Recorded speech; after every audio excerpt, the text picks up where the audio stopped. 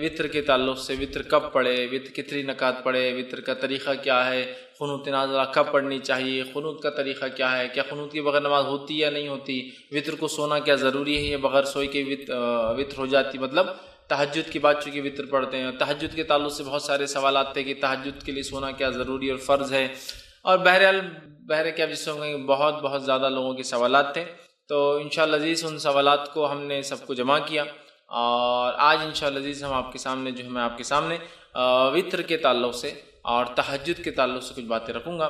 ہم پہلے وطر دیکھیں گے پھر تہجد. اس کی وجہ یہ ہے حالانکہ وطر کوئی ضروری نہیں کہ عشاء کی بات پڑھی جائے، یہ کبھی بھی پڑھی جا سکتی ہے عشاء سے لے کر فجر تک، لیکن عموماً ہم دیکھتے ہیں ہمارے علاقوں میں، ہندوستان، پاکستان، بنگلہ دیش میں لوگ وطر عشاء کے بعد پڑھتے ہیں. تو میں پہلے وطر کی مسائل رکھ دیتا ہوں چونکہ اس کو عموماً لوگ پڑھتے ہیں، اور اس کے بعد انشاءاللہ کچھ باتیں تہجد کے تعلق سے آپ کے سامنے رکھ دوں گا تاکہ وہ باتیں بھی ہمارے سامنے آ جائیں. ٹھیک، تو آئیے ہم سب سے پہلے وطر کی نماز کی فضیلت دیکھتے ہیں کہ وطر کی نماز کی کیا فضیلت ہے. وطر ویسے کہتے ہیں آڈ کو، مطلب کسی چیز کو جو ایون ہو، جس کو کہ جفت ہو، اس کو طاق کر دینا، مطلب ایون کو آڈ کر دینا. جیسے کہ ہم نماز پڑھ رہے ہیں رات میں، اور نماز ہم پڑھتے ہیں 2 4 اس طرح سے ہوتی ہے، 2 2 2 2 جب ملتی جائیں گی تو اس کے بعد وہ ایون نمبر ہو جاتا ہے. ٹھیک ہے، جفت ہوتا ہے. تو اس کو طاق کرنے کے لیے، آڈ کرنے کے لیے جو ایک رکعت پڑھی جاتی ہے اس کو وطر کہا جاتا ہے، یاد رکھیے. ٹھیک ہے، تو بہرحال وطر جو ہے ایک مستقل عبادت ہے اور ایک مستقل نماز ہے. بہت سارے لوگوں کو یہ غلط فہمی ہوتی ہے کہ وطر جو ہے عشاء کا ایک حصہ ہے، اس لیے میں بات رکھ رہا ہوں. تو وطر کوئی عشاء کا حصہ نہیں ہے، وطر ایک مستقل نماز ہے، ایک مستقل عبادت ہے جو نبی اکرم صلی اللہ علیہ وسلم کیا کرتے تھے، اور آپ پر یہ عبادت فرض بھی تھی، یاد رکھیں، امت پر فرض نہیں. تو آپ یہ عبادت وہ کرتے تھے اور مستقل کرتے تھے، شہر میں ہو، سفر میں ہو، اور ہمیشہ جو ہے آپ اس نماز کو پڑھا کرتے تھے. تو وطر ایک مستقل عبادت ہے، اور اس عبادت کو ہمیں چاہیے کہ ہم جو ہے کوشش کریں کہ ہم کریں، اور یہ عشاء کا حصہ نہیں ہے، یاد رکھیے. عشاء کے ساتھ بھی پڑھی جا سکتی ہے لیکن پارٹ آف عشاء نہیں. جیسا بہت سارے لوگ اگر کوئی وطر پڑھ کے نہیں گیا تو بولتا ارے عشاء پڑھے اور وطر نہیں پڑھے آپ نے تو عشاء بھی قبول نہیں ہوتی. اس لیے کہہ رہا ہوں وطر ایک مستقل الگ عبادت ہے، عشاء کی نماز ایک الگ عبادت ہے، یاد رکھیے. لیکن عموماً ہمارے پاس وطر کے بعد، معاف کرنا، عشاء کے فوراً بعد وطر پڑھ لیتے ہیں، ملاتے ہیں، تو ایسا لگتا ہے جیسا کہ یہ اس کا حصہ، جبکہ وہ اس کا حصہ نہیں. یاد رکھیے نبی اکرم صلی اللہ علیہ وسلم نے ارشاد فرمایا، اور یہ جو ہے جامع ترمذی اور جو ہے سنن دارمی کی روایت، آپ نے فرمایا اور کہا اللہ تعالیٰ نے ایک نماز کے ذریعے تمہاری مدد فرمائی ہے اور وہ نماز وطر ہے، اسے عشاء اور طلوع فجر کے مابین بیچ میں پڑھا کرو. اللہ تعالیٰ نے ایک نماز کے ذریعے تمہاری مدد فرمائی ہے تو تم اس نماز کو عشاء کے بعد سے لے کر فجر کے پہلے تک پڑھا کرو. تو اس حدیث سے یہ بات واضح ہوگی عشاء کا، وطر کا وقت کیا ہے؟ عشاء کے بعد سے لے کر فجر کے پہلے تک. یہ کس کا وقت ہے؟ وطر کی نماز پڑھنے کا وقت ہے. اور وطر کی نماز کے ذریعے اللہ رب العزت نے مسلمانوں کی کیا کی؟ مدد فرمائیے، ہیلپ کی ہے. مطلب یہ بہت افضل نماز ہے، ہم کوشش کریں کہ اس نماز کو ہم پڑھا کریں. ٹھیک ہے، تو یہ نماز مستقل عبادت ہے، عشاء کے بعد بھی پڑھی جا سکتی ہے لیکن عشاء کا حصہ نہیں ہے، اور عشاء سے لے کر فجر کے شروع ہونے سے پہلے تک اس نماز کو ایک انسان کبھی بھی ادا کر سکتا ہے. اسی طرح ابو داؤد کی روایت ہے، یہ اس کی فضیلت، اور اس میں تو پہلی روایت میں ایک فضیلت پتہ چلی اور ایک وقت بھی پتہ چلا. دوسری ایک روایت جو ابو داؤد کی، ترمذی کی اور نسائی میں بھی یہ روایت آتی ہے، اس حدیث کے الفاظ اس طرح سے، نماز وطر تمہاری جو ہے، حضرت علی رضی اللہ عنہ فرماتے ہیں، اور ان کا قول اور بعد میں حدیث بھی اس کے اندر ہے، وہ فرماتے اور کہتے ہیں نماز وطر تمہاری فرض نمازوں کی طرح حتمی تو نہیں، وطر کی نماز تم لوگوں کے لیے فرض تو نہیں جیسا کہ فرض نمازیں ہیں. پھر وہ کہتے ہیں لیکن اللہ کے رسول صلی اللہ علیہ وسلم نے اپنایا، مطلب اس کو عمل کیا، اس کو پڑھا اور فرمایا اللہ وطر طاق ہے، اللہ وطر ہے، طاق ہے، آڈ ہے، اور آڈ کو پسند کرتا ہے. واللہ وطر ویحب الوطر، اللہ آڈ ہے اور آڈ کو پسند کرتا ہے. اللہ آڈ مطلب اللہ ایک ہے اور آڈ ڈیجٹس کو پسند کرتا ہے. اس لیے نبی اکرم صلی اللہ علیہ وسلم کا عمل اگر آپ دیکھیں تو آپ اکثر عمل کو آڈ کرتے تھے، 1 3 5، یہاں تک کہ آپ کھانے میں ویسے ہی کرتے تھے. کھجور کھاتے تو 1 کھاتے، 1 سے زائد ہوتی تو 3 کھاتے، 3 سے زائد کھاتے تو 5 کھاتے. چونکہ آڈ نمبرز کی خصوصیت یہ ہے کہ جب اس کو ڈیوائڈ کیا جاتا ہے تو اس کا ریمائنڈر ہمیشہ 1 ہوتا ہے. تو اللہ چونکہ آڈ ہے، 1 ہے، تو وہ پسند کرتا ہے. تو اس نے فرمایا، حضرت علی فرماتے ہیں کہ آپ یہ نماز تو فرض تو نہیں ہے، حضرت علی کے قول خود واضح ہے. لیکن آپ وہ فرماتے ہیں کہ رسول اللہ صلی اللہ علیہ وسلم فرمایا اللہ وطر ہے، طاق ہے، پھر فرمایا اور اکائی طاق کو محبوب رکھتا ہے، پسند کرتا ہے۔ اے اہل قرآن، مطلب اے مسلمانوں، وطر کو پڑھا کرو، وطر کو پڑھا کرو۔ تو گویا حکم بھی ہے وطر کے پڑھنے کا، تو لہٰذا ہمیں وطر پڑھنے میں کوتاہی نہیں کرنی چاہیے اور وطر کو اپنا معمول بنا لینا چاہیے۔ آپ عشاء کے بعد سے لے کر فجر تک کبھی پڑھ سکتے ہیں، یہ مستقل ایک نماز ہے، کوئی ضروری نہیں کہ عشاء کے بعد ہی پڑھے جائے، عشاء کے بعد سو کر اٹھ کے پڑھیے یا آپ جاگ رہے ہیں تو بعد میں سوتے وقت پڑھیے، آپ کے اوپر ڈیپینڈ ہے بہرحال۔ تو یہ کوئی وہ نہیں ہے کہ آپ عشاء کے ساتھ ہی پڑھیں، لیکن عشاء کے بعد سے لے کر فجر تک، فجر کے پہلے تک آپ اس کو کبھی بھی پڑھ سکتے ہیں۔ اسی طرح جو ہے ابو داؤد کی، نسائی کی اور جو ہے ابن حبان، دارقطنی اور دیگر حدیثوں میں جو الفاظ آتے ہیں اس میں سے ایک لفظ یہ الوتر حق، وطر حق ہے، مطلب وطر ضروری ہے، وطر کو پڑھا کرو، بلا وجہ چھوڑا نہ کرو، تاکید ہے۔ دوسری کی روایت نے فرمایا اور کہا الوتر حق علی کل مسلم، وطر حق ہے ہر مسلمان کے اوپر، مطلب اے مسلمانوں وطر تم پر حق ہے، جتنا ہو سکے وطر کو پڑھا کرو۔ تیسری روایت نے فرمایا اور کہا الوتر حق ولیس بواجب، وطر حق ہے، ضروری ہے لیکن واجب نہیں ہے۔ ٹھیک، تو یہاں دیکھیے نبی اکرم صلی اللہ علیہ وسلم تاکید کر رہے ہیں وطر کے تعلق سے، اور یہ تاکید کر رہے ہیں کہ وطر واجب نہیں ہے لیکن اس کو پڑھا کرو اس لیے کہ وہ حق ہے۔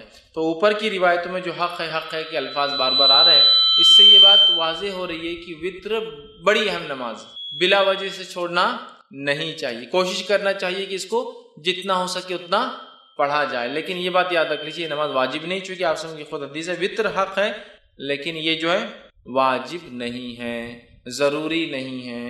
اور یہ بات میں اس لیے بھی رکھ رہا ہوں کہ بہت سارے لوگ یہ سمجھتے ہیں کہ اگر وطر نہ پڑھے عشاء کی بات تو عشاء نہیں ہوئی، اس لیے بھی رکھ رہا ہوں۔ وطر ایک مستقل الگ عبادت ہے لیکن وہ عشاء کے ساتھ پڑھی جا سکتی ہے، لیکن وہ عشاء کا پارٹ نہیں ہے، اس کے نہ پڑھنے سے عشاء میں کوئی کمزوری نہیں آتی ہے۔ ٹھیک ہے، یہ بتانا میرا مقصود تھا۔ تو وطر کو پڑھنا چاہیے، یہ حق ہے، یہ ضروری ہے، بہت اہم ہے، لیکن یاد رکھیے واجب نہیں ہے۔ تو لہٰذا جو شخص استطاعت رکھتا ہو ضرور کوشش کرے کہ وطر کی نماز کو بھی وہ ادا کرے۔ اسی طرح جو ہے ابو داؤد اور مستدرک حاکم کی روایت ہے، نبی اکرم صلی اللہ علیہ وسلم فرمایا کہا وطر حق ہے اور جو شخص وطر نہیں پڑھتا ہے وہ ہم میں سے نہیں۔ مطلب اس وطر کی اہمیت، وطر کی نماز کی اہمیت بتاتے ہوئے نبی اکرم صلی اللہ علیہ وسلم کیا فرما رہے ہیں، وطر کو پڑھا کرو اس لیے کہ حق ہے، اور جو وطر نہ پڑھے وہ ہم میں سے نہیں ہے۔ مطلب یہ ہوا کہ بلا وجہ وطر کو نہیں چھوڑنا چاہیے، بلا وجہ وطر میں کوتاہی نہیں کرنا چاہیے، جتنا ہو سکتا ہے اتنا کوشش کر کے وطر کو ضرور ہم لوگ پڑھیں، لیکن یہ نماز واجب نہیں ہے۔ انشاءاللہ آگے میں اس کی تفصیلات رکھوں گا۔ خود اوپر کی روایت میں وضاحت بالکل ہو گئی کہ وہ حق ہے لیکن واجب نہیں ہے، لیکن وہ اتنی اہم نماز ہے کہ زور دینے کے لیے، امفسائز کرنے کے لیے نبی کریم صلی اللہ علیہ وسلم فرمائے وہ حق ہے بول کر، جو وطر نہ پڑھے وہ ہم میں سے نہیں، مطلب بلا وجہ وطر کی نماز کو چھوڑنے والا ہم میں سے نہیں، مطلب وہ غلط کام کرتا ہے، اسے چاہیے کہ وطر کو ادا کیا کرے اگر طاقت استطاعت سہولت ہو تو۔ اسی طرح جو ہے نبی اکرم صلی اللہ علیہ وسلم فرماتے ہیں، یہ طبرانی کی دارقطنی کی روایت آپ نے فرما کہا، مسند احمد میں بھی یہ روایت آتی ہے، اور آپ نے فرما کہا 3 چیزیں میرے لیے فرض ہیں، تمہارے لیے تطوع کا لفظ یعنی سنت ہے۔ 3 چیزیں میرے لیے واجب ہے، فرض ہے، میں اس کو کرتا ہوں، اور تمہارے لیے یہ چیز جو آپ سے فرماتے سنت ہے۔ کیا کیا ہے؟ قربانی، آپ نے فرمایا قربانی نبی کی فرض تھی، ہمارے لیے سنت ہے۔ دوسرا فرمایا نماز وطر، نماز وطر نبی کریم صلی اللہ علیہ وسلم کے لیے فرض تھی، ہمارے لیے سنت ہے۔ اور تیسرا فرمایا فجر کے پہلے کی 2 رکعتیں، فجر کی 2 رکعت نماز، یہ دوسروں پر آپ نے فرمایا سنت ہے، مطلب تطوع ہے، لیکن میرے لیے یہ چیزوں کو اللہ نے واجب کر دیا، فرض کر دیا۔ تو اس سے بھی وطر کی اہمیت پتہ چلتی ہے کہ کتنی اہم ہے۔ اسی طرح جو ہے نبی اکرم صلی اللہ علیہ وسلم کا جو معمول تھا وہ یہ تھا، آپ وطر کی نماز کو کبھی نہیں چھوڑتے تھے، آپ کو یہاں تک کہ سفر میں بھی وطر کی نماز پڑھتے ہوئے دیکھا گیا۔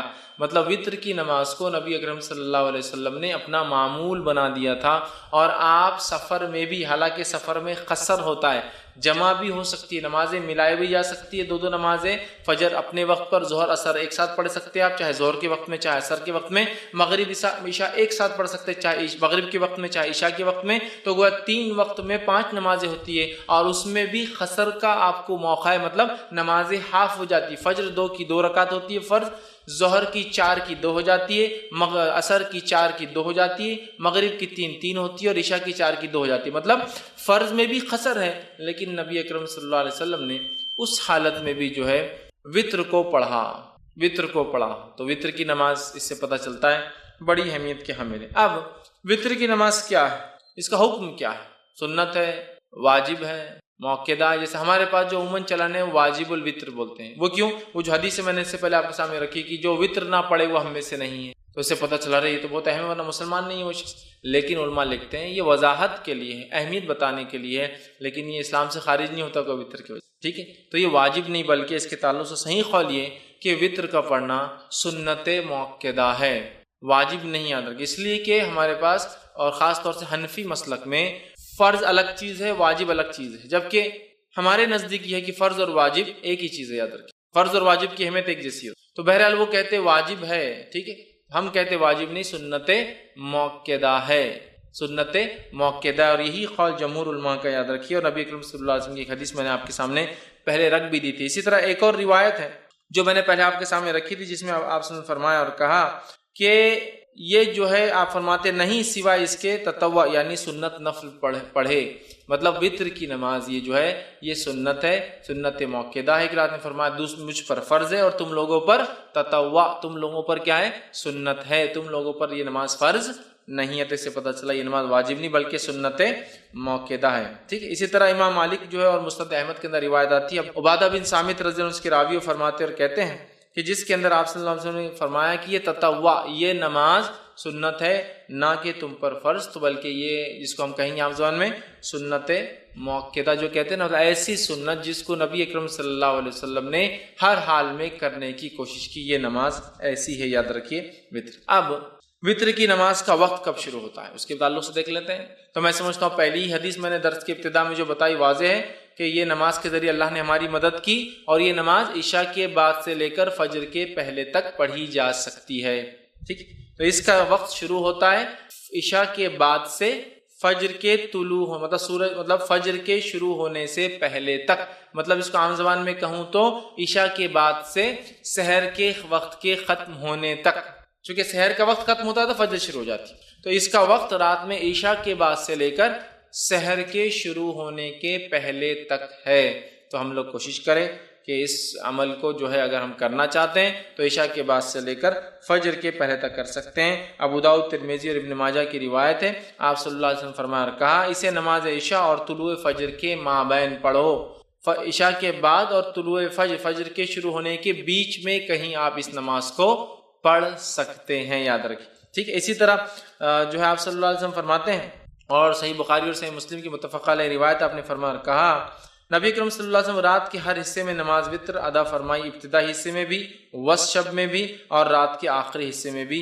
اور یہ روایت حضرت عائشہ سے ہے کہ حضرت عائشہ فرماتی کہ آپ صلی اللہ علیہ وسلم وطر کی نماز عشاء کے بعد بھی پڑھتے تھے، اس کے بعد سے لے کر نماز رات کے کسی بیچ کے حصے میں بھی پڑھتے تھے، اور اس کے علاوہ رات کے آخر حصے میں بھی پڑھا کرتے تھے۔ تو اس سے پتہ چلا کہ وطر کی نماز عشاء کے بعد سے لے کر فجر کے پہلے تک کبھی بھی پڑھی جا سکتی ہے، اور نبی اکرم صلی اللہ علیہ وسلم نے عشاء کے بعد سے لے کر فجر کے پہلے تک پڑھا۔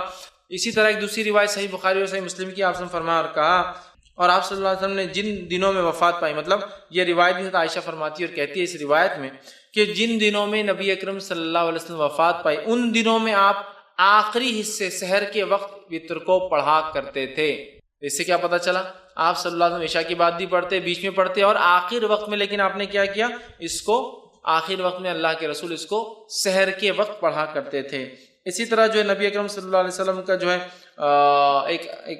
ایک حکم ہے، حدیث ہے جو صحیح بخاری صحیح مسلم کی روایت آپ نے فرمایا کہا صبح ہونے سے پہلے پہلے وطر کو پڑھ لو، مطلب صبح ہونے سے پہلے پہلے تک وطر کو ہم کو پڑھ لینا چاہیے۔ تو پتہ چلا وطر عشاء کے بعد سے لے کر فجر کے پہلے تک کبھی بھی آپ پڑھ سکتے ہیں، اور نبی اکرم صلی اللہ علیہ وسلم نے اس کو عشاء کے بعد سے لے کر فجر تک کبھی بھی پڑھا، اور اس کو ہم کہیں گے عشاء کے بعد بھی پڑھی جا سکتی ہے، لیکن آخر وقت میں پڑھنا افضل ہے، سحر کے وقت میں پڑھنا افضل ہے، اس لیے کہ انسان سوتا ہے، سو کر اٹھتا ہے، اٹھنے کے بعد پھر نفل نمازیں مطلب تہجد پڑھتا ہے، اور تہجد کے بعد اگر وطر پڑھتا ہے تو یہ افضل ہے، یاد رکھیے۔ اب آپ کہیں گے خالی وطر کو رات میں کیوں اٹھنا ہے؟ تو تہجد بھی پڑھنا، لیکن میں تہجد انشاءاللہ آخری میں رکھوں گا وہ حصہ۔ تو یہ جو وطر کو ہم کہہ رہے ہیں آخری وقت میں پڑھنا افضل ہے، اس سے مراد ہے آخری وقت میں انسان رات میں اٹھے، تہجد کی نماز پڑھے، تہجد کے بعد اپنی وطر پڑھ لے۔ صحیح مسلم کی روایت ہے، ماں عائشہ رضی اللہ عنہا سو جاتی تھی، آپ ان کو اٹھاتے تھے اور کہتے عائشہ اٹھ اور وطر پڑھ لے، مطلب تہجد ادا کر، اور تہجد ادا ہونے کے بعد اپنی وطر کی نماز، چونکہ عموماً صحابہ آخر وقت میں وطر پڑھتے تھے، چاہے تہجد کے وادی تھے، لہٰذا چونکہ تہجد ایک بہت افضل عمل ہے، یاد رکھیے بہت افضل، نفل نمازوں میں سب سے افضل نماز ہے یہ، تو لہٰذا وہ لوگ روکے رکھتے تھے اپنی نماز کو، وطر کو، اور تہجد میں اٹھتے تھے، تہجد میں اٹھنے کے بعد وطر پڑھتے تھے، تو اللہ کے رسول صلی اللہ علیہ وسلم ماں عائشہ کو اٹھاتے تھے تاکہ وہ اپنی وطر ادا کرے، مطلب تہجد پڑھ لے اور اس کے بعد وطر بھی ادا کرے۔ تو یاد رکھیے یہ آخری وقت افضل ہے، لیکن کوئی ضروری نہیں ہے، آپ کو ڈر ہے خدشہ ہے رہ جائیں گی چھوڑ نہیں پڑھ پاؤں گا تو بہرحال پہلے بھی پڑھ سکتے۔ اسی طرح جو ہے جامع ترمذی، ابن ماجہ اور مسند احمد کی روایت ہے، نبی اکرم صلی اللہ علیہ وسلم فرما کہا تم میں سے جس شخص کو یہ اندیشہ ہو کہ وہ رات کے آخری حصے میں نہیں جاگ سکیں گا تو اسے چاہیے کہ رات کے پہلے حصے میں ہی وطر پڑھ لے۔ جس کو ایسا لگے کہ میں رات میں نہیں اٹھ سکتا ہوں تو اسے چاہیے کہ وطر پہلے پڑھ لے، مطلب عشاء کے بعد پڑھ لے۔ پھر فرماتے اور کہتے ہیں پڑھ لے، اور جسے آخر رات میں خیام کا شوق ہو اور طمع ہو کہ وہ کرے، خیام کرے، اس کو شوق ہو، اس کو لگا ہو، اسے چاہیے کہ وہ رات کے آخری حصے میں وطر۔ جس کو ڈر ہو یا میں اٹھ نہیں پاؤں گا، شک ہو رہا ہے، یا میں روز پڑھتا ہوں تہجد لیکن آج جاگا بہت دیر تک تو اٹھ نہیں پاؤں گا، یا پھر میں روز بھی نہیں اٹھ پاتا ہوں تہجد کے لیے، بس عشاء ہو جاتی ہے فجر کو اٹھتا ہوں تو بیچ میں نہیں اٹھ پاؤں گا، تو پھر وہ عشاء کی بات پڑھ لے۔ ایسا نہیں، جس کو شوق ہے رات کی نماز پڑھنا چاہتا ہے، تہجد پڑھنا چاہتا ہے، تو پھر کیا کرے، وہ وطر کو روکے رکھے، تہجد کے بعد اس کو ادا کرے۔ اسی طرح صحیح مسلم کی روایت ہے، نبی اکرم صلی اللہ علیہ وسلم فرمایا اور کہا بے شک رات کے آخری حصے کی نماز میں فرشتے آتے ہیں اور یہی افضل ہے۔ رات کے آخر حصے میں نماز کے وقت فرشتے حاضر ہوتے اور یہ افضل ہے۔ تو پتہ چلا تہجد کو آخر وقت میں پڑھنا، آخر وقت میں پڑھنا، سحر کے وقت پڑھنا، فجر سے پہلے پڑھنا افضل ہے، اور اسی طرح وطر کو بھی سحر سے پہلے، سحر کے آخر وقت میں پڑھنا، یا رات کا آخری حصہ تیسرا پہر ہوتا ہے جس سے فجر پھر شروع ہو جاتی ہے اس کے بعد، اس سے پہلے پڑھنا افضل ہے، چونکہ اس وقت فرشتے حاضر ہوتے ہیں۔ تو اسی سے میں نے کہا افضل تو آخر حصے میں ہے، لیکن عشاء کے بعد بھی فوراً اسے ادا کیا جا سکتا ہے، یاد رکھیے فوراً ادا کیا جا سکتا ہے۔ اسی طرح جو ہے صحیح بخاری اور صحیح مسلم کی ایک روایت ہے، ابو ہریرہ رضی اللہ عنہ فرماتے اور کہتے ہیں میرے خلیل، مطلب نبی اکرم صلی اللہ علیہ وسلم، خلیل مطلب بہت جگری گہرا دوست، تو فرماتے ہیں میرے خلیل نبی اکرم صلی اللہ علیہ وسلم مجھے خاص طور پر 3 باتوں کی وصیت فرمائی ہے، 3 باتوں کی مجھے تاکید کی۔ پہلا، میں ہر مہینے کے 3 روزے رکھوں، ایام 20 کے روزے جو کہ 13، 14 اور 15 تاریخ چاند کے حساب سے اس کے روزے رکھوں، یہ آپ نے ان کو تاکید کی تھی، چاند کی جو ہے 13، 14 اور 15 تاریخ کو میں روزے رکھوں۔ اسی طرح آپ نے فرمایا اور کہا صلاۃ الضحیٰ یعنی چاشت کی 2 رکعتیں نماز پڑھوں۔ اسی طرح فرماتے اور کہا یہ کہ سونے سے پہلے میں وطر پڑھ لیا کروں، مطلب سونے سے پہلے پڑھ لیا کروں، مطلب انسان سونے سے پہلے وطر پڑھ سکتا ہے، اور ہم جانتے ہیں وطر نماز رات کی آخری نماز ہوتی ہے اور تہجد کے بعد ہوتی ہے، تو لہٰذا کوئی انسان بغیر جاگے، بغیر سوئے بھی تہجد پڑھ سکتا ہے۔ یہ جواب ہے، بہت سے لوگ بولتے ہیں نا تہجد کے لیے سونا ضروری ہے، افضل ہے سو کر اٹھ کر پڑھنا، اس لیے کہ اٹھنا، مشقت کرنا، وضو کرنا، ٹھنڈا اور گرم پانی کا مسئلہ ہوتا ہے رات میں، پھر بھی کرنا یہ افضل، لیکن ضروری نہیں ہے، یاد رکھیں۔ بہت سے لوگ بولتے رہے تم تو سوئی نہیں تو تہجد کیسے پڑھیں گے، آپ نے کیا فرما رہے ابو ہریرہ رضی اللہ عنہ کو کہ سونے سے پہلے وطر پڑھ لینا، مطلب اگر تم سونے کا ڈر ہو کہ صبح نہیں اٹھ پاؤں گے تو وطر پڑھ کر سونا، اور صحابہ ظاہر سی بات ہے تہجد کی بھی عادی تھے، یہ تو کوئی جلدی بھی پڑھ سکتا ہے تہجد، یاد رکھیں، یا پھر بغیر سوئے کی بھی رات بھر جاگ لیا کسی کاز کی، کسی وجہ سے، ریزن کی وجہ سے، تو پھر میں تہجد پڑھ کر سو سکتا ہوں، ٹھیک ہے۔ اب ایک انسان نے تہجد کی نیت، مطلب مثال کے طور پر آج اس نے ارادہ کیا کہ میں سو جاتا ہوں، اس لیے کہ تہجد کا ارادہ نہیں، اب اگر رات کے آخر حصے میں نیند جاگ گئی، سمجھ لیجئے رمضان کے مہینے میں عموماً ہم لوگ وطر کا بھی اہتمام تہجد کا بھی کرتے ہیں، اب یہ سوچا کہ رات میں تو وطر پڑھ لی اور سو گیا، اب تہجد میں اٹھا تو وطر تو آخری نماز ہونا چاہیے رات کی، وطر نماز آخری ہونا چاہیے رات کی، تو اب میں کیا کروں، کیا میں ڈبل وطر پڑھوں رات میں اٹھ کے، مطلب میں نے وطر پڑھا اور سو گیا، بہت سے لوگ سوال کرتے ہیں ہم وطر پڑھ کے سو جاتے ہیں پھر کیا کریں، تو وطر پڑھ کر اگر آپ سو گئے ہیں اور رات میں نیند ہوشیار ہو جائے اور تہجد پڑھنا چاہے تو آپ صرف تہجد پڑھیں گے، وطر کو آپ ڈبل نہیں پڑھیں گے، اس لیے کہ ایک رات میں 2 وطر نہیں ہو سکتی ہے۔ اس تعلق سے آپ سنیں کی حدیث ہے، ابو داؤد، جامع ترمذی اور نسائی کی جو ہے سنن نسائی کی روایت ہے، آپ نے فرمایا کہا ایک رات میں 2 وطر نہیں ہوتی۔ دوسری کی روایت نے فرمایا جو کہ بخاری کی حدیث، فرمایا رات کی اپنی آخری نماز وطر کو بناؤ، وطر کو رات کی آخری نماز بناؤ، مطلب وطر تہجد کے بعد پڑھی جانا چاہیے۔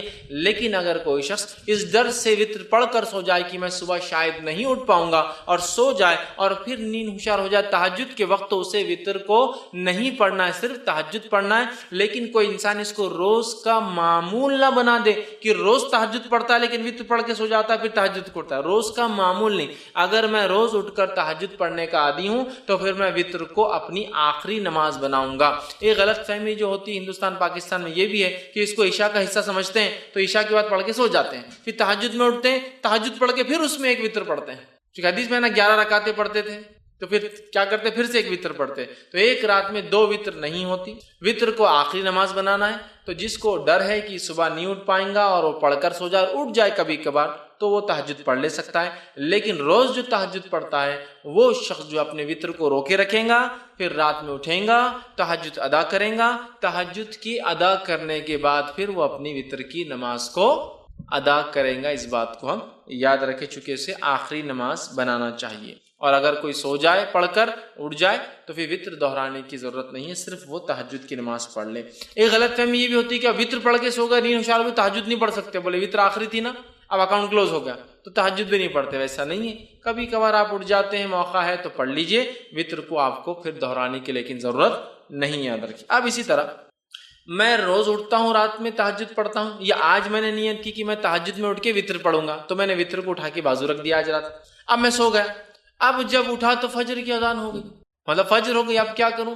تو کیا میری وطر کی قضا ہوگی؟ چلو تہجد تو چلے گی، چھوڑو، چونکہ تہجد کا مسئلہ نہیں، لیکن وطر تو بڑی اہم نماز تھی۔ تو یاد رکھیے وطر کی نماز ایک ایسی نماز ہے جس کی قضا نبی اکرم صلی اللہ علیہ وسلم ثابت ہے، چونکہ آپ اتنا پڑھتے تھے، کثرت سے پڑھتے تھے، ہمیشہ پڑھتے تھے، سفر میں پڑھتے تھے، گھر پر پڑھتے تھے، کہ آپ نے اس کی قضا بھی کی۔ اور اس تعلق سے ایک روایت ہے جو ابو داؤد، مسند احمد اور جو مستدرک حاکم کی حدیث، آپ نے فرمایا جو شخص وطر سے سویا رہ جائے، مطلب ارادہ تھا اٹھ کے پڑھوں گا لیکن سو گیا، روز پڑھتا تھا سو گیا، یا آج نیت کر کے وطر نہیں پڑھی کہ تہجد پڑھوں گا اور میں سو گیا، تو آپ فرماتے جو شخص وطر سے سویا رہا، سو جائے یا بھول جائے، اب یاد ہی نہیں رہی آج وطر پڑھا نہیں پڑھا، مطلب جاگتا تو رہا لیکن بھول گیا، بھول جائے تو وہ انہیں صبح کے وقت یا پھر جب یاد آ جائے پڑھ لے۔ تو پھر وہ شخص اسے صبح کے وقت اور جب یاد آ جائے، حالانکہ وطر کب پڑھنا ہے؟ صبح سے پہلے، فجر سے صبح چالو ہو جاتی ہے، فجر سے پہلے پڑھنا ہے، لیکن جو شخص سویا رہا یا بھول گیا وہ کیا کرے؟ وطر کو صبح پڑھ لے یا جب یاد آ جائے جب پڑھ لے۔ اس سے پتہ چلا وطر کی نماز کی قضا ہو سکتی ہے، لیکن روز کا معمول نہیں ہو سکتا ہے۔ جیسے روز فجر چھوٹتی تو اس کی قضا کرتے، وطر روز چھوڑ کے نہیں ہو سکتا ہے۔ لیکن اگر چھوٹ جائے آدھی آدمی کی، آج ارادہ کر کے سویا تھا کہ تہجد پڑھوں گا، وطر چھوڑ دیا تھا، تو پھر صبح نیند ہوشیار ہونے کے بعد وطر پڑھ لے، چاہے فجر میں اٹھے وقت ہو تو پڑھ لے، پھر فجر کی نماز پڑھے، یا فجر کا وقت ہے تو پھر فجر پڑھ لے، اور اس کے بعد سورج نکلنے کا اگر نکلنا شروع ہوگا تو انتظار کرے، اور نکلنے کے بعد صبح میں پڑھ لے۔ تو اس سے پتہ چلا وطر کی نماز کو قضا بھی کیا جا سکتا ہے، لیکن معمول نہ ہو، بلکہ جو ہمیشہ پڑھتا اور چھوٹ جائے تو، ورنہ آپ جو ہمیشہ ہی کریں گے اس کی قضا، ویسا نہیں، یہ فرائض میں سے نہیں، یاد رکھ، ٹھیک ہے۔ لیکن میں نے آج نیت کیا کہ وطر پڑھوں گا، مطلب تہجد پڑھوں گا، وطر پڑھوں گا، یا میں روز تہجد پڑھتا ہوں اور وطر پڑھتا ہوں اور آج بھول گیا، تو اس کی قضا ہو سکتی ہے، یاد رکھیں، ٹھیک ہے۔ اب آئیے وطر کی رکعتیں کتنی ہیں، وطر کی نماز سے کتنی رکعتیں ہوں؟ تو وطر کی نماز صحیح بخاری اور صحیح مسلم کی روایت ہے، اب سنن نسائی ہے، مستدرک حاکم ہے، بیہقی ہے، اور اتنی ساری حدیثیں آتی ہیں جس کے اندر آپ صلی اللہ علیہ وسلم سے وطر کی نماز 1 رکعت، وطر کی نماز 3 رکعت، وطر کی نماز 5 رکعت، وطر کی نماز 7 رکعت اور وطر کی نماز 9 رکعت ثابت ہے، اور کچھ روایتوں میں وطر کی نماز 11 رکعت اور 13 رکعت بھی ثابت ہے۔ لیکن زیادہ مشہور اور معروف چیز جو ہے وہ 1 رکعت، 3 رکعت، 5 رکعت، 7 رکعت اور 9 رکعت معروف ہے، لیکن کچھ علماء نے 11 بھی ثابت کی ہے اور 13 بھی ثابت ہے، لیکن اس میں تھوڑا سا شبہ یہ ہے کہ وہ 11 تہجد کے ساتھ تھی اور 13 تہجد کے ساتھ فجر کی 2 تھی، تو اس لیے میں وہ نہیں لے رہا ہوں، لیکن 9 رکعت تک تو بالکل ثابت ہے۔ لیکن ہمارے پاس چلن کس چیز کا ہے؟ کیا چیز مشہور اور معروف ہے؟ ہم لوگوں کے پاس جو ہے 3 رکعت مشہور اور معروف، کوئی ایک پڑھ لے تو بھی وہ خارج ہو جاتا ہے، مطلب دھکے دھکے پر لوگ اسلام سے خارج ہو جاتے ہیں، مسلک سے خارج ہو جاتے ہیں، بے دین ہو جاتے ہیں۔ 1 رکعت بھی ثابت ہے، لیکن 3 معروف، لیکن 3 ضروری نہیں، یاد رکھیے، 1 بھی، 3 بھی، 5 بھی، 7 بھی اور 9 رکعتوں تک پڑھ سکتے ہیں۔ اب آئیے ایک کے بعد ایک ہم دیکھتے ہیں یہ نماز اس کی دلیل اور اس کے بعد اس کا طریقہ، یہ 1 کیسی پڑھیں گے، 3 کیسی پڑھیں گے، 5 کیسی پڑھیں گے، 7 کیسی پڑھیں گے اور 9 رکعت کیسے پڑھیں گے. ٹھیک ہے، جو آدمی کی جیسی سہولت، صحت، حالات کے اعتبار سے 1 پڑھے، 3 پڑھے، 5 پڑھے، 7 پڑھے، 9 پڑھے. ٹھیک ہے، یہ تہجد کی رکعتوں کے علاوہ ہے. تہجد کی رکعتیں کتنی؟ انشاءاللہ تہجد پورا الگ سے ایک چیپٹر ہے، وہ لوں گا جب بتاؤں گا. اب آئیے، 1 رکعت کے تعلق صحیح بخاری اور صحیح مسلم کی روایت ہے. نبی اکرم صلی اللہ علیہ وسلم رات کی نماز جو ہے 2 رکعتیں کرتے تھے، اور جب جو ہے آپ نے فرمایا تمہیں صبح ہونے کا اندیشہ ہو تو اسے 1 رکعت کر لو. مطلب آپ صلی اللہ علیہ وسلم فرمایا، کہا جب آپ سے پوچھا گیا تو آپ نے فرمایا رات کی نماز 2 رکعتیں کر کے ہے، مطلب 2 کر کے پڑھنا چاہیے. پھر آپ نے فرمایا جب تمہیں صبح ہونے کا ڈر ہو تو کیا کرو، پھر 1 رکعت ادا کر لو. تو اس سے پتہ چلا 1 رکعت بھی وطر پڑھی جا سکتی ہے. اسی طرح ابو داؤد، سنن نسائی اور سنن ابن ماجہ کی روایت ہے، آپ صلی اللہ علیہ وسلم نے وطر ہر مسلمان کا حق کہا، مطلب ثابت ہے، کرنا چاہیے. جو شخص 5 رکعتیں پڑھنا چاہے وہ 5 پڑھ لے، جو شخص 3 پڑھنا چاہے پسند کر 3 پڑھ لے، اور پھر جو صرف 1 ہی وطر پڑھنا چاہے تو وہ 1 ہی پڑھے. اس حدیث میں کتنے لفظ آگے؟ 5 پڑھنا چاہے 5 پڑھے، 3 پڑھنا چاہے 3 پڑھے، 1 ہی پڑھنا چاہے تو 1 ہی پڑھے. تو 5 کے لفظ حدیث میں آ گئے، 3 کے لفظ حدیث میں آ گئے اور 1 کی لفظی حدیث میں آ گئے. تو 1 رکعت بھی وطر پڑھی جا سکتی ہے. اسی طرح بہت سارے صحابہ کا عمل تھا، جس میں سے ایک معروف ہے جیسا کہ جو ہے معاویہ بن ابی سفیان رضی اللہ عنہ، یہ جو ہے 1 رکعت ہی ہمیشہ پڑھا کرتے تھے. ٹھیک، اب اسی طرح 3 رکعت والی روایت ہم دیکھ لیتے ہیں. تو اسی طرح جو ہے صحیح بخاری اور صحیح مسلم کی روایت ہے، ماں عائشہ رضی اللہ عنہا فرماتی اور کہتی ہیں نبی اکرم صلی اللہ علیہ وسلم قیام اللیل کرتے، رات کی نماز پڑھتے اور پھر آخر میں 3 رکعت ادا کرتے. ٹھیک، 3 رکعت ادا کرتے اور 3 رکعت وطر پڑھتے قیام اللیل کے بعد. تو اس روایت میں آ گئے 3 کے الفاظ، تو 3 پڑھی جا سکتی. اسی طرح صحیح مسلم کی، جامع ترمذی کی اور سنن نسائی کی روایت آپ نے فرمایا، حضرت عائشہ فرماتی ہیں آپ قیام اللیل کرتے پھر آپ نے 3 وطر پڑھتے تھے. مطلب آپ پہلے قیام اللیل کرتے، اس کے بعد 3 وطر پڑھتے تھے. تو یہاں 3 کے لفظ آ گئے.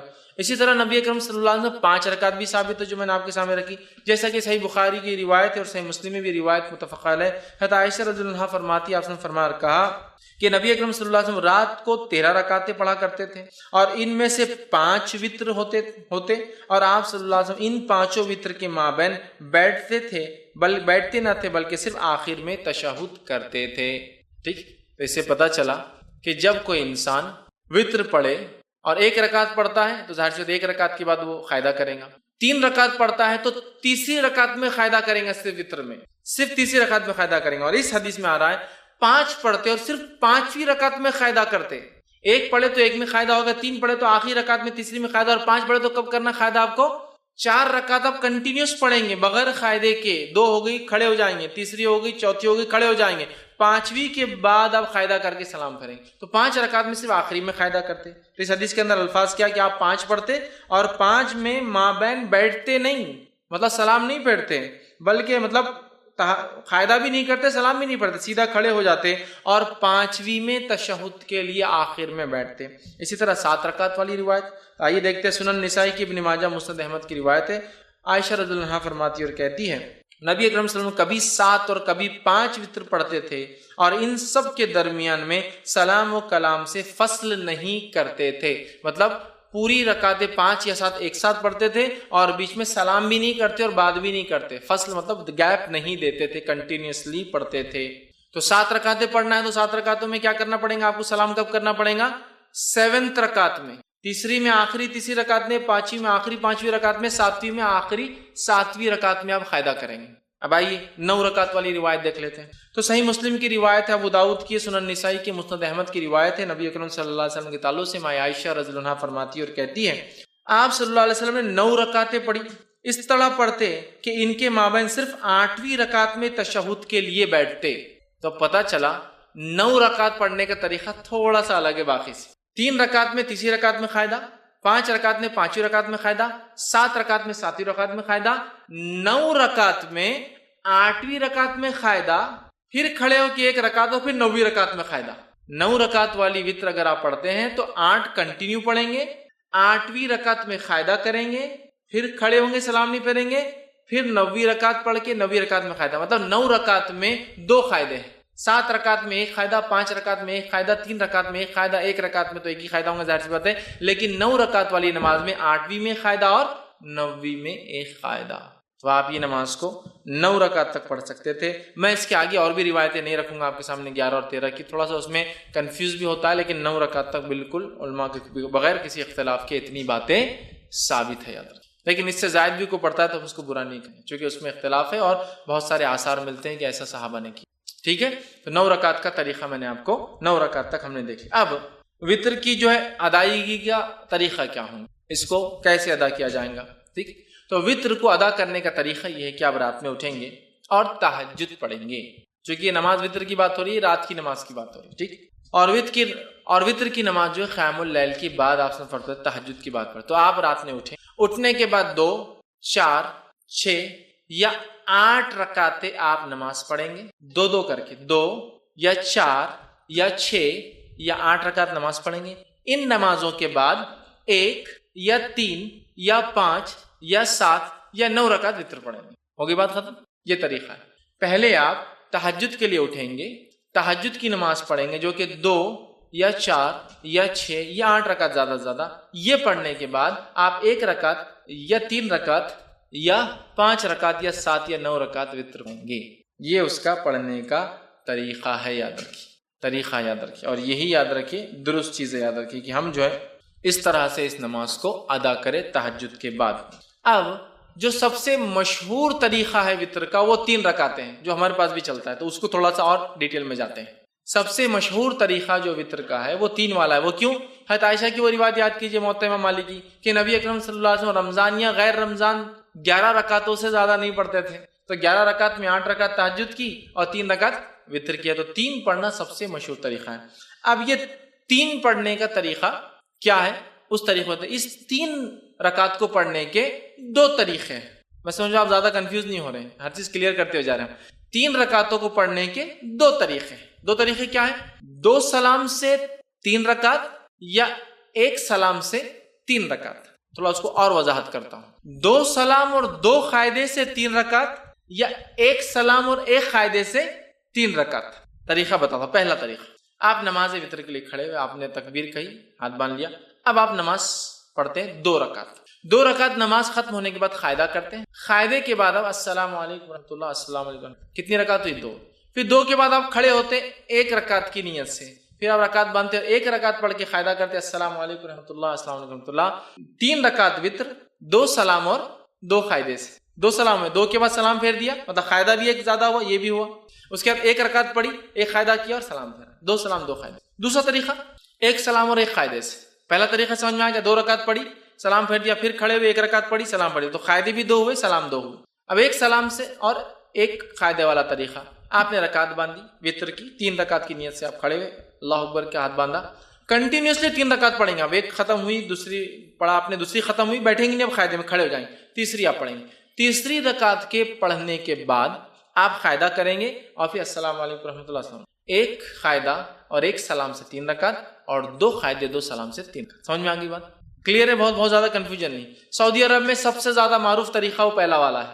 2 رکعت پڑھتے ہیں، سلام پھیر دیتے ہیں، پھر 1 رکعت پڑھتے ہیں. ہندوستان کے اندر 3 پڑھتے ہیں، لیکن تھوڑا سا مسئلہ ہوتا ہے. ہم 3 رکعت 1 قاعدے اور 1 سلام سے نہیں پڑھتے، 3 رکعت 2 قاعدے 2 سلام، بالکل مغرب کی نماز کے جیسا. آپ کو بولے مغرب کے ایسا وتر کو نہیں پڑھنا ہے تو پھر ایک نیا لاتے ہیں. ہم الگ کر رہے ہیں نا، بیچ میں ہاتھ اٹھاتے نا، تیسری رکعت میں اللہ اکبر بول کے پھر ہاتھ باندھتے. حالانکہ ہر طرف تو رفع یدین منسوخ ہو گیا بولتے ہیں یہاں، لیکن ثابت کرتے ہیں. باقی جگہ رفع یدین کرو تو منسوخ ہو گیا، غلط ہے، اور یہاں بولتے یہاں ہے، پھر کیسا منسوخ ہوا؟ یہاں تو ہے باقی. تو بہرحال الگ کرنے سے مراد، مغرب سے وتر کو الگ کرنے سے مراد یہ نہیں کہ منمانے طریقے سے الگ کرو. جو بتایا گیا وہ یہ ہے کہ قاعدہ 1 کرو اور 1 سلام سے، یا پھر 2 قاعدے، مطلب پھر 2 رکعت پڑھ کے سلام پھیر دو، پھر 1 رکعت پڑھو، یہ معنی ہے اس کا. لیکن ہمارے پاس علم کم اور تعصب زیادہ ہوتا ہے. تعصب مطلب کیا؟ ارے فیض میں ایسا بولتی ہے، ان کا مسلک تو الگ ہی دکھ رہا، کچھ اپنے سے ہٹ کے طریقہ بتا رہے. میرے بھائی یہ علم ہے، دس از نالج. علم کو ہم کو حاصل کرنا ہے. بہت ساری بات ہم کو نالج نہیں ہوتا کسی چیز کا، تو اس کا مطلب یہ نہیں کہ ہمارا مسئلہ الگ ہے ہم بھٹک گئے، بلکہ ہماری کمزوری تھی، ہماری جہالت تھی کہ ہم نے علم حاصل نہیں کیا. ٹھیک ہے، تو لہٰذا 3 رکعت کے دونوں طریقے میں نے آپ کو بتا دیے اور دونوں سنت سے ثابت ہے. لیکن تیسری رکعت میں کھڑے ہو کر سورہ فاتحہ اور وغیرہ پڑھ کر پھر اللہ اکبر ہاتھ اٹھا کے پھر سے باندھنا، یہ سنت سے ثابت نہیں ہے. اس تعلق سے آپ سب سے کچھ بھی ثابت نہیں، نہ صحیح نہ ضعیف. خاص طور سے اٹھا کے پھر باندھنا نہ صحیح ثابت ہے نہ ضعیف. لہٰذا میں کہوں گا آپ کو اگر 3 ایک ساتھ پڑھنا ہے تو ایک قاعدے سے پڑھیے، آخری رکعت میں آپ کو کوئی ڈبل سے ہاتھ نہیں اٹھانا ہے بیچ میں۔ اب پھر وہ دعائے قنوت کیسے کرنا، پھر فرق کیسے کرنا، دعائے قنوت کی طرف میں جا رہا ہوں۔ پہلے میں طریقے بتانا چاہ رہا تھا، تو ہو گیا 3 وتر کا طریقہ، 2 طریقے 3 وتر کے، یہ میں سمجھتا ہوں واضح ہو گئی۔ اور نبی اکرم صلی اللہ علیہ وسلم سے بہت ساری حدیثوں میں بات سب، جیسے صحیح مسلم کی اور صحیح بخاری کی روایت متفق علیہ، عبداللہ بن عمر رضی اللہ عنہما فرماتے آپ سب رات کی نماز کو 2 رکعتیں کر کے پڑھتے تھے اور آخر میں 1 رکعت وتر پڑھتے تھے، مطلب 2 2 2 2 2 2 2، مطلب 5 سلام ہو گئے، اس کے بعد آپ کھڑے ہوتے اور 1 پڑھتے ہیں، ٹوٹل ہوئی 11 رکعتیں، ٹھیک ہے۔ تو یہ طریقہ ہے اور ایک ساتھ پڑھنے کا بھی آپ سے ملتا ہے۔ اسی طرح رکعت وتر میں کیا خیرت کر سکتے ہیں، تو رکعت وتر میں سورہ فاتحہ کے بعد آپ کچھ بھی خیرت کر سکتے ہیں، اور وتر کی رکعت کی خصوصیت یہ ہے کہ اس میں تیسری رکعت میں بھی آپ کو ضمی سورہ ملانا ہے۔ دوسری نمازوں میں آپ صرف پہلی 2 رکعتوں میں کرتے ہیں نا، نفل چھوڑ کر، جیسا آپ فرائض وغیرہ میں، اس میں آپ کو جیسا آپ نفل نماز پڑھتے ہیں ہر رکعت میں آپ کو سورہ فاتحہ کے بعد ضمی سورہ، ہر رکعت میں ملانا ہے، 3 ہو 5 ہو 7 ہو، ہر رکعت میں سورہ فاتحہ و ضمی سورہ ملانا ہے، یاد رکھیے۔ تو آپ کو سہولت ہو سورہ فاتحہ کے بعد آپ وہ ضمی سورہ ملائیں۔ لیکن اگر کوئی خاص سنت نبی اکرم صلی اللہ علیہ وسلم کیا پڑھتے تھے، تو اگر خاص سنت جاننا ہے تو ابو داؤد، نسائی اور ابن ماجہ کی روایت ہے، نبی اکرم صلی اللہ علیہ وسلم، جس میں حضرت عائشہ فرماتی نبی اکرم صلی اللہ علیہ وسلم تہجد جب پڑھتے اس کے بعد وتر پڑھتے تو سورہ فاتحہ کے بعد پہلی رکعت میں سبح اسم ربک الاعلی سورہ اعلیٰ تلاوت کرتے، دوسری رکعت میں قل یا الکافرون تلاوت کرتے، اور تیسری رکعت میں قل هو اللہ احد تلاوت کرتے۔ تو اگر خاص سنت آپ کو فالو کرنا ہے تو سبح اسم ربک الاعلی، ٹھیک، سورہ جو اعلیٰ، اس کے بعد سورہ کافرون، اور اس کے بعد سورہ اخلاص، ٹھیک۔ ایک روایت میں یہ بھی ملتا ہے کہ نبی اکرم صلی اللہ علیہ وسلم آخری رکعت میں سورہ اخلاص، سورہ فلق اور سورہ ناس تینوں ملا کر پڑھتے تھے۔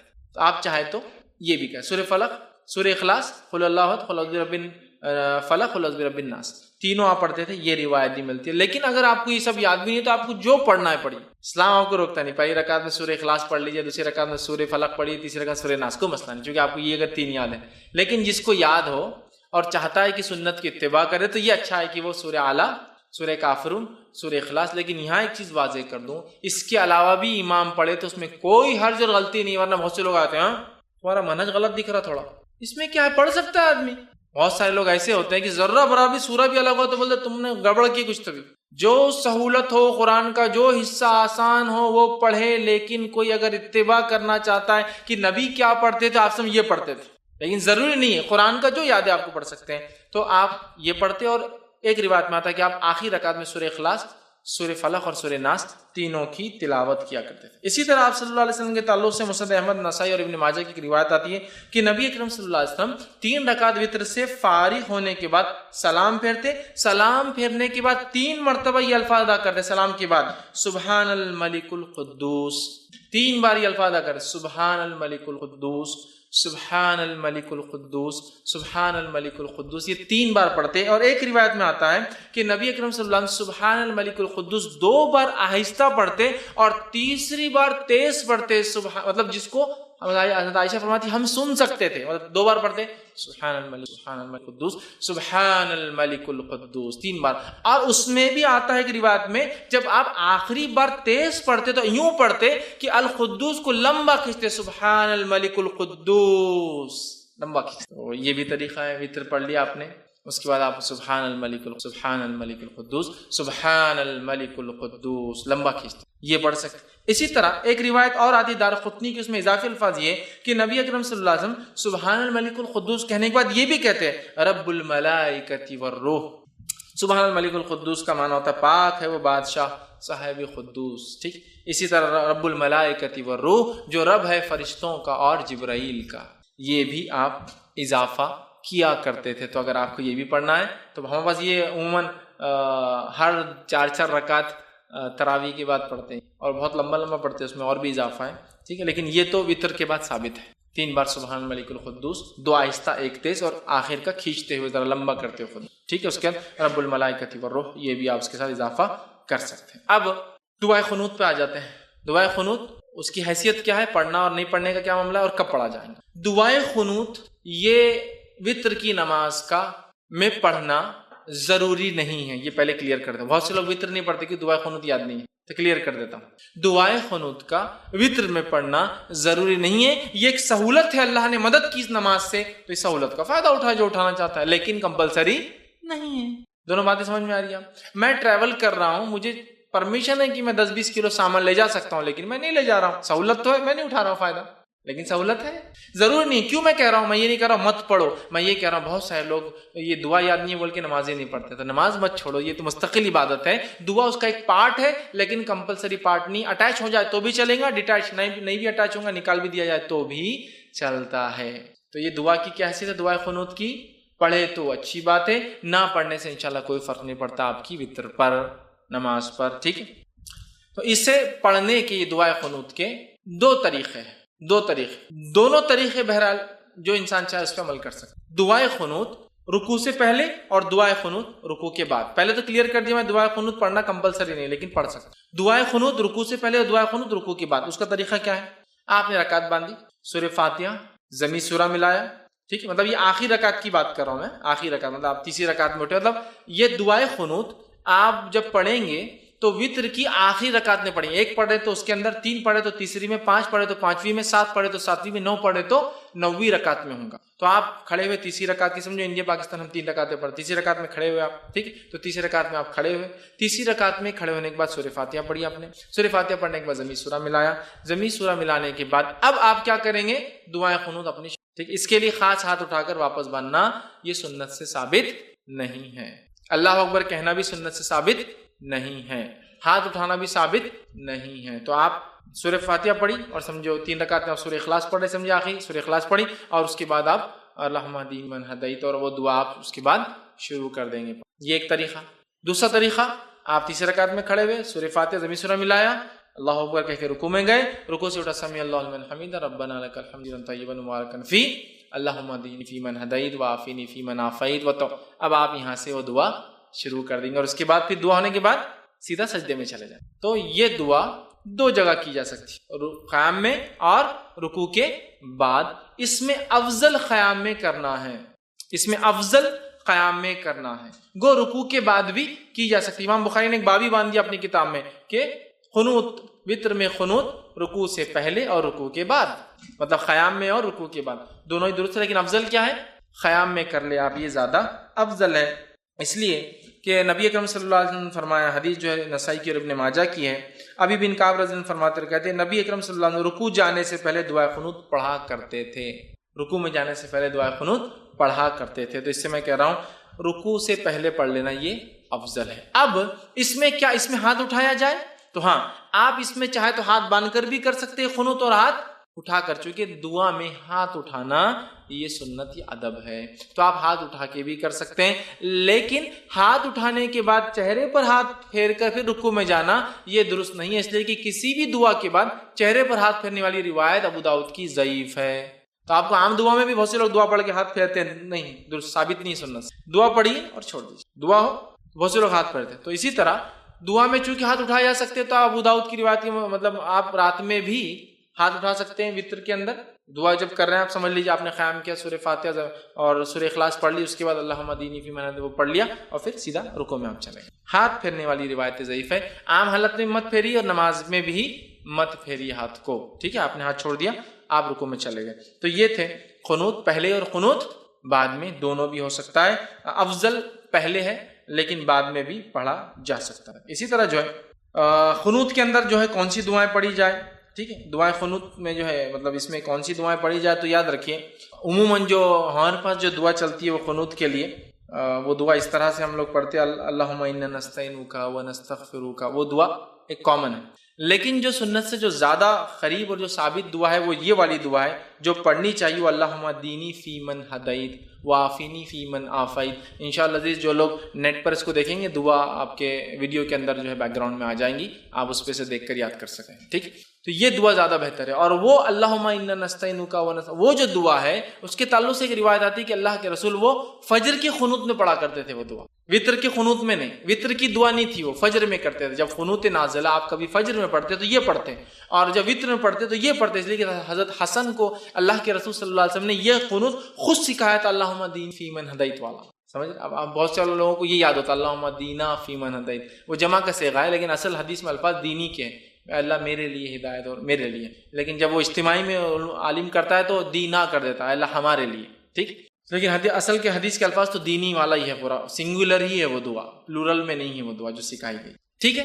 تو یہ دعا جو ہے زیادہ بہتر یہ ہے انشاءاللہ۔ اور بہت سارے علماء نے یہ بھی کہا کہ اللہم دینی فیمن ہدیت بھی کوئی چاہے تو پڑھ لے، اللہم انا نستعینک و یہ دعا بھی چاہے تو پڑھ لے، دونوں ملا کے پڑھ لے، کوئی مسئلہ نہیں، سمجھ رہے ہیں بات کو؟ یہ بھی پڑھ لے یہ بھی پڑھ لے، دونوں میں کوئی مسئلہ نہیں۔ لیکن زیادہ جو بات پتہ چلتی ہے محدثین کے اقوال سے وہ یہ ہے کہ آپ سب وطر میں یہ پڑھتے تھے، اور فجر کے قنوت نازلہ میں یہ والی اللہم انا نستعینک و نستغفرک یہ دعا جو ہے فجر کے قنوت، لیکن اگر کوئی پڑھنا چاہے تو دونوں بھی ملا کر پڑھ سکتا ہے، ٹھیک ہے؟ تو میں سمجھتا ہوں دعا کی بھی وضاحت ہو گئی، ایکسٹرا فائدین اس کے اندر نہیں ہے، آپ کو صرف ڈائریکٹ آپ نے کیا دعا کر لینا، ایسا کیجئے، یا مطلب ہاتھ کھول کے کیجئے، ہاتھ باندھے ہوئے میں کیجئے، رکوع سے پہلے مطلب قیام میں کر لیجئے، رکوع کے بعد آپ دعا کیجئے، ساری چیزیں بہرحال ثابت ہے۔ اور دونوں بھی قنوت میں نے آپ کے سامنے رکھ دی، قنوت چونکہ دعا ہے، دعا ہاتھ اٹھائی جا سکتی ہے، اور یہ قنوت زیادہ قریب ہے سنت سے، لیکن یہ بات بھی پتہ چلتی ہے کہ آپ نے فجر میں وہ پڑھا، لیکن کچھ علماء لکھتے ہیں دونوں بھی درست ہے پڑھ لینے میں انشاءاللہ، کیوں حرج نہیں، اس لیے کہ یہ قنوت ہے اور قنوت ہے، دعا ہے، آپ کبھی بھی پڑھ سکتے ہیں، تو لہٰذا وہ کہتے ہیں دونوں پڑھ لو، کوئی مسئلہ نہیں ڈالا، ٹھیک ہے؟ تو یہ تھا اس کا طریقہ اور دعا۔ اب اسی طرح جو ہے دعائے قنوت ہمیشہ مانگنا ضروری نہیں ہے، کوئی اس کا پارٹ نہیں، آپ کر سکتے تو کیجئے، نہ بھی کرنے سے انشاءاللہ عزیز کوئی فرق نہیں ہوتا ہے۔ اب اسی طرح جو ہے یہ تھا وطر کی رکعتیں، اس کا طریقہ، اس کی اہمیت اور اس کے تعلق سے کچھ باتیں، ہو سکتا ہے کچھ باتیں بچ گئی ہوں تو سوال جواب میں انشاءاللہ میں اس کو کور کروں گا۔ اب آئیے تہجد کی طرف، تھوڑا سا تہجد کے تعلق سے کچھ باتیں دیکھ لیتے۔ سب سے پہلے تہجد کی فضائل میں دیکھیے قرآنی آیت بھی اور احادیث بھی موجود ہے، اتنا وقت نہیں کہ میں تمام چیزیں لوں، مختصر رکھتا ہوں آپ کے سامنے۔ سب سے پہلی چیز تو اللہ رب العزت سورہ بنی اسرائیل، یہ سورہ اسراء سورہ نمبر 17 آیت نمبر جو ہے 79 کے اندر فرماتا ہے، 79 کے اندر فرماتا ہے اور کہتا ہے وَمِنَ اللَّيْلِ فَتَهَجَّدْ بِهِ نَافِلَةً لَكَ، اللہ فرماتا ہے اور کہتا ہے اور رات کو تہجد پڑھو، یہ آپ صلی اللہ علیہ وسلم کے لیے نفل ہے، آپ اے نبی رات میں تہجد پڑھا کرو، یہ آپ کے لیے نفل ہے۔ عَسَىٰ أَن يَبْعَثَكَ رَبُّكَ مَقَامًا مَحْمُودًا، ہو سکتا ہے اللہ اس کے ذریعے آپ کو مقام محمود پر پہنچا دے، ٹھیک ہے؟ تو اس لیے کہ قرآن سے پتہ چلتا ہے کہ تہجد کا ذکر قرآن میں اور اس کی بڑی اہمیت ہے، اس کو پڑھنا چاہیے۔ اسی طرح دوسرے مقام پر سورہ بنی اسرائیل میں اللہ نے آگے فرمایا کہا بے شک اللہ سے ڈرنے والے متقی لوگ باغوں اور چشموں میں ہوں گے، وہاں ان نعمتوں کو پائیں گے جو ان کا رب انہیں دے گا، بے شک وہ اس سے پہلے نیکوکار تھے، وہ راتوں کو بہت کم سوتے تھے اور بوقت سحر اللہ تعالیٰ سے بخشش طلب کرتے تھے۔ رات کو اٹھ کر، مومنوں کی صفت ہے رات کو اٹھ کر اپنے رب سے بخشش طلب کرتے تھے، اس لیے کہ رات کا آخری پہر وہ پہر ہوتا ہے جس میں اللہ رب العزت آسمانی دنیا پہ نزول کرتا ہے اور ایک ندا اور آواز لگائی جاتی ہے۔ یہ صرف رمضان کے لیے خاص نہیں ہے، سارے سال ہوتا ہے کوئی مغفرت کا طلب کرنے والا میں معاف کرنے والا ہوں، ہے کوئی مانگنے والا میں دینے بیٹھا، صحیح مسلم کی روایت ہے۔ بہت سی بار یہ رمضان میں لوگ پیش کرتے ہیں روز کی، اور بہت سی بار یہ روایت کو لوگ شب برات کے لیے پیش کرتے ہیں، یہ روز کی ہے۔ روز اللہ آسمانی دنیا پہ فرسٹ جس کو کہیں گے اسکائی پر آتا ہے اور ایک ندا آواز لگائی جاتی ہے کوئی مانگنے والا، تو میں سمجھ رہے بات؟ تو بہرحال اس کا تذکرہ قرآن میں بھی ہے، احادیث کے اندر جو ہے صحیح مسلم کی روایت میں آتا ہے نبی اکرم صلی اللہ علیہ وسلم کے تعلق سے کہ جو ہے نبی اکرم صلی اللہ علیہ وسلم سے پوچھا گیا کہ فرض نماز کے بعد کون سی نماز سب سے افضل ہے؟ نبی اکرم صلی اللہ علیہ وسلم نے کسی نے سوال کیا فرض نماز کے علاوہ سب سے افضل نماز کون سی ہے؟ اس کا مطلب دوسرے الفاظ میں نفل عبادتوں میں سب سے افضل عبادت کون سی ہے؟ فرض نماز کے بعد سب سے افضل عبادت مطلب کیا ہوا؟ نفل نمازوں میں سب سے افضل نماز۔ تو آپ نے فرمایا کہا آدھی رات کے بعد نماز یعنی تہجد، آدھی رات کے بعد پڑھی جانے والی نماز کا پڑھنا یہ سب سے افضل عبادت ہے فرض نمازوں کے بعد۔ تو اگر فرض کے علاوہ کوئی انسان کچھ کرنا چاہتا ہے سب سے افضل کام تو وہ کیا کرے؟ تہجد کا اہتمام کرے، تہجد کا اہتمام کرے، بڑی اہم بات ہے اور ہمیں چاہیے کہ ہم کوشش کریں ہم لوگ تہجد کا بالخصوص اہتمام۔ تو اس حدیث سے پتہ چلا سب سے افضل نماز نہ فرض کے بعد سب سے افضل نماز نفل میں یا سب سے افضل عبادت نفل عبادتوں میں کون سی ہے؟ تہجد کا ادا کرنا۔ اور اس تہجد کے بعد یہ پڑھا جاتا ہے کیا؟ وطر، جو میں نے پہلے لے چکے ہیں، ہم لوگ پہلے پڑھ لیتے وطر عشاء کے بعد، عام طور سے تہجد نہیں پڑھتے لوگ، یہاں بس عشاء کی بات کا اس لیے اس کو پہلے رکھا حالانکہ وہ اس کے بعد آتی۔ اب آئیے جو ہے ایک اور روایت میں اس طرح سے آتا ہے، ابن حبان اور مسند احمد کی روایت ہے، ابو ہریرہ رضی اللہ عنہ اس کے راوی فرماتے ہیں ہر کس و ناقص مسلمان کو سلام کہو، غریبوں کو کھانا کھلاؤ، صلہ رحمی کرو اور راتوں کو اٹھ کر جو ہے اس وقت نمازیں پڑھو جبکہ لوگ سوئے ہوئے ہوں، اس طرح تم آرام سے جنت میں داخل ہوں گے۔ ابو ہریرہ رضی اللہ عنہ نے ایک مرتبہ پوچھا اللہ کے رسول میں جنت میں آرام سے کیسے داخل ہوں؟ تو آپ نے بتا دیا اور کہا کیا کیا کرو جنت میں جانے کے لیے آسانی سے۔ پہلا کام مسلمان کو سلام کرو، غریب کو کھانا کھلاؤ، رشتوں کو جوڑے رکھو، رات کو اٹھ کر نماز پڑھو جبکہ لوگ سوتے رہتے ہیں، تم آسانی سے اور آرام سے جنت میں چلے جاؤں گے۔ تو آسانی سے اور جنت میں جانے کے راستوں میں سے ایک راستہ تہجد کا پڑھنا ہے، کھانے کا کھلانا ہے، لوگوں سے رشتہ اور تعلقات قائم کرنا ہے، اور کس اور ناقص جس کو بھی کسی کو بھی سلام۔ اور یہاں الفاظ دیکھیے، ہر کس و ناقص، بڑی اہم چیز، مطلب ہر کسی کو۔ ہاں بس کیا ہوتا ہے سلام کرتے ہیں اسٹیٹس کے حساب سے، بہت مالدار ہے تو سلام، غریب نوکر اپنے پاس روز کام کو اس کو کیا سلام کریں گے؟ کس اور ناقص مطلب اس کی دنیاوی اعتبار سے ویلیو ہو یا نہ ہو، لیکن آپ نے سلام کرنا چاہیے، سمجھ رہے ہیں بات؟ بہرحال سلام کرو اور رشتوں کو قائم رکھو، غریبوں کو کھانا کھلاؤ اور ہاتھوں کو ٹوٹ کے نماز پڑھو، مطلب تہجد پڑھو جب سب سوتے ہیں، مطلب آخر وقت میں افضل ہے یہ ٹائم، تو تم جو ہے جنت میں چلے جاؤں گے۔ اب تہجد کے وقت کے تعلق سے ہم کچھ باتیں دیکھتے ہیں۔ تہجد کا وقت اور اس کی رکعتیں۔ تہجد کا وقت عشاء کے بعد سے لے کر فجر کے پہلے تک، سیم جو وتر کا ٹائم۔ تہجد کا وقت عشاء کے بعد سے لے کر فجر کے پہلے تک، تو گویا آپ عشاء کے بعد بھی پڑھ سکتے ہیں تہجد اور فجر سے پہلے تک پڑھ سکتے ہیں، کبھی بھی جیسا آپ وتر پڑھ سکتے ہیں، ٹھیک ہے۔ اب کتنی رکعتیں پڑھیں؟ تو اس کی رکعتیں یاد رکھیے، دو کر کے، کم از کم 2 اور زیادہ سے زیادہ 8 رکعت، اور یہ رکعتیں 2 کر کے ہی ہوں گی، 2 کے بعد سلام، 2 کے بعد سلام، 2 کے بعد سلام، 2 کے بعد سلام، ٹھیک۔ تو اگر آپ کو 2 پڑھنا ہے تو 2 ہو گئی، 4 پڑھنا ہے تو 2 کر کے مطلب 2 سلام ہوں گے، 6 پڑھنا ہے تو 3 سلام، اور 8 پڑھنا ہے تو 4 سلام سے 8 رکعت، 2 کے بعد سلام پھیریں گے۔ یہ اس کی رکعتیں، کم از کم 2، زیادہ سے زیادہ آپ جو ہے 8 رکعتیں اس کی پڑھ سکتے ہیں، ٹھیک۔ اب جو ہے یہ کب پڑھ سکتے ہیں؟ تو اس کے تعلق سے میں نے جو آپ سے کہا یہ کبھی بھی پڑھ سکتے ہیں، اس تعلق سے ایک روایت آتی ہے، یہ روایت جو ہے صحیح بخاری اور صحیح مسلم کی ہے، نبی اکرم صلی اللہ علیہ وسلم کے تعلق سے آتا ہے، اور روایت میں آتا ہے رات کے جس حصے میں تم چاہو نبی اکرم صلی اللہ علیہ وسلم کو نماز پڑھتے ہوئے دیکھ سکتے ہو، اور جس حصے میں چاہو آپ کو سوتے ہوئے دیکھ سکتے ہو۔ مطلب آپ صلی اللہ علیہ وسلم اس نماز کو رات کے کسی بھی حصے میں پڑھتے ہیں۔ صحابی کہتے ہیں کبھی ہم کو آپ پڑھتے ہوئے دکھتے، کبھی نہیں دکھتے، کبھی عشاء کے بعد دکھتے، کبھی بیچ میں دکھتے، کبھی آخری رات میں دکھتے۔ جس حصے میں چاہو آپ نماز پڑھتے ہوئے دکھتے ہیں، جس حصے میں چاہو آپ سوتے ہوئے دکھتے ہیں۔ مطلب کبھی ایک وقت نماز پڑھتے ہیں ایک حصے میں، دوسرے دن اس حصے میں نہیں پڑھتے، کبھی اور پڑھتے ہیں۔ تو ایک بار آج سمجھ لیجئے، مثال فار ایگزامپل 1 بجے آپ جاگتے ہوئے دکھ رہے ہیں تو کل 1 بجے جاگتے ہوئے نہیں دکھیں گے آپ۔ تو ایک حصے میں دیکھو تو نماز پڑھتے ہیں، ایک حصے میں دیکھو تو آپ نماز نہیں پڑھتے ہیں۔ مطلب آپ صلی اللہ علیہ وسلم عشاء کے بعد سے لے کر فجر تک اس کو پڑھا کرتے ہیں۔ اسی طرح صحیح بخاری کی روایت میں عائشہ فرماتی اور کہتی ہیں کہ آپ صلی اللہ اس وقت قیام فرماتے ہیں جب مرغ کی آواز سنتے ہیں۔ مطلب نبی اکرم صلی اللہ علیہ وسلم اس کو ہر وقت پڑھتے، لیکن خاص طور سے کب پڑھتے؟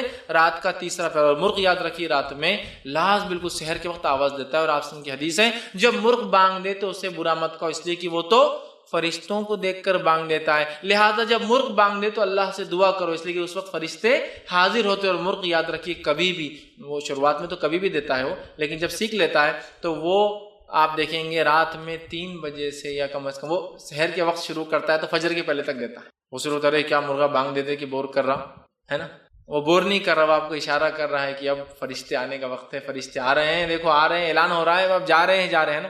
جیسا کوئی بڑا منسٹر ہے آپ کے گھر اور آپ کو کسی نے بلایا نا گھر پہ، کتاب اوپر لیں گے، ہم کو نہیں بلایا، ربا نے دیکھو مل لی خود ہی منسٹر صاحب سے اور فلاں ہو گیا، تو فرشتے حاضر ہوتے ہیں نا، ان کی حاضری کا وقت ہے، تو مرغ تو اعلان کر رہا ہے بھائی آ جائیے، الارم ہے، اٹھ کے فائدہ اٹھا لیجیے۔ تو بہرحال اس کو برا مت کہو، فرشتوں کو دیکھ کر بانگ لگا، ٹھیک ہے۔ بہرحال تو آپ خاص طور سے آخر وقت میں پڑھتے تھے، لیکن پڑھا کبھی بھی جا سکتا ہے، ٹھیک ہے۔ اور آخر وقت میں کیوں پڑھنا چاہیے اس کو، افضل میں نے کیوں کہا؟ آئیے اس تعلق سے صحیح ستہ کی ہر کتاب میں، بخاری، مسلم، ابو داؤد، نسائی، سنن ابن ماجہ، ترمذی، سب میں آتی روایت، حدیث کے الفاظ ہے جب رات کا تہائی حصہ باقی رہ جاتا ہے، 1/3، اس لیے میں نے کہا تہائی، تیسرا حصہ، تہائی حصہ باقی رہ جاتا ہے تو جو ہمارا بزرگ اور برتر پروردگار اللہ تعالیٰ آسمانی دنیا یعنی پہلے آسمان پر اترتا ہے اور کہتا ہے، ایک ندا لگائی جاتی ہے، کوئی مجھ سے دعا کرنے والا ہے میں اس کی دعا قبول کروں گا، کوئی سوال کرنے والا ہے میں اس کا سوال پورا کروں گا، کوئی ہے جو بخشش چاہتا ہے میں اس کو بخش دوں گا، ٹھیک ہے۔ یہ آواز لگائی جاتی ہے، اور یہ آواز ہر روز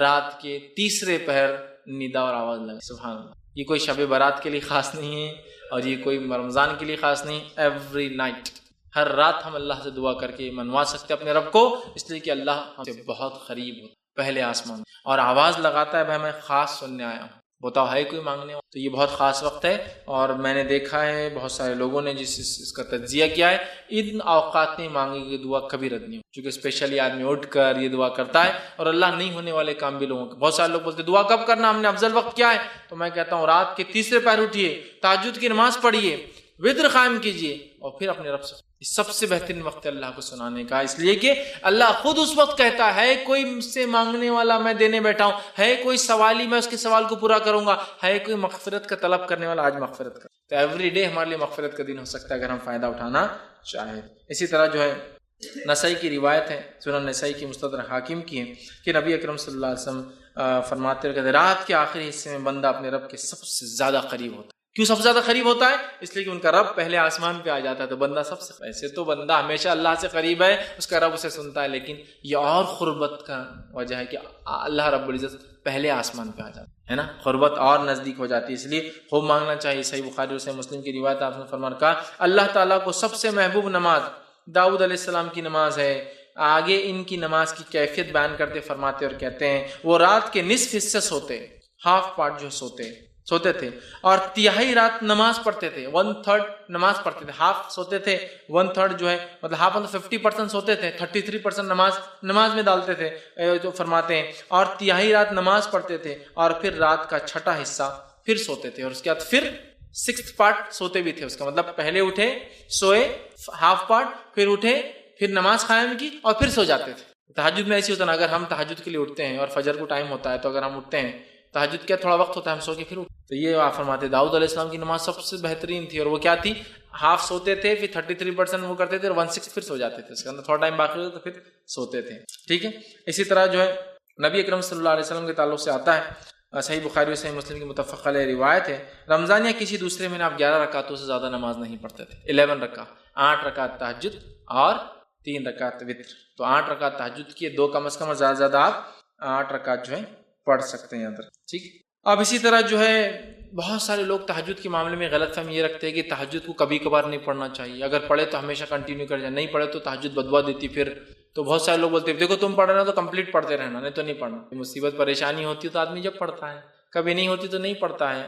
اللہ تعالیٰ توفیق دے ایک الگ بات ہے، لیکن سب کو یہ نماز کی مکمل توفیق نہیں ہوتی ہے، چونکہ ویسے فرض ہے بھی نہیں، بڑی افضل ہے اپنی دعائیں منگوانے کے لیے، منانے کے لیے رب کو، وہ تو ہے، لیکن یہ غلط فہمی کی بنیاد پہ نماز مت چھوڑ۔ بہت سے لوگ تہجد کیوں نہیں پڑھتے؟ سو کے اٹھنا ضروری ہے، اب روز تو میں جاگتا نہیں ہوں، آج جاگ لیا تو تہجد پڑھوں گا، تو بولتے نہیں آج نہیں پڑھ سکتے، کیوں؟ خاص تھوڑی اٹھے تم نماز کے لیے، سمجھ رہا؟ ایسا نہیں ہے میرے بھائی، اگر میں روز نہیں پڑھ سکتا ہوں لیکن آج جاگ گیا ہوں تو کتنا اچھا موقع ہے نا آج، پلس کیا تیسرے پہر میں پڑھنا ضروری نہیں، عشاء کے بعد پڑھ لیجیے آپ۔ مجھے لگتا ہے میں تہجد میں نہیں اٹھ سکتا ہوں، عشاء کے بعد میں نے تہجد کی 8 رکعت پڑھی، 3 وتر پڑھی، سو گیا، یہ بھی کر سکتا ہوں، سمجھ رہا؟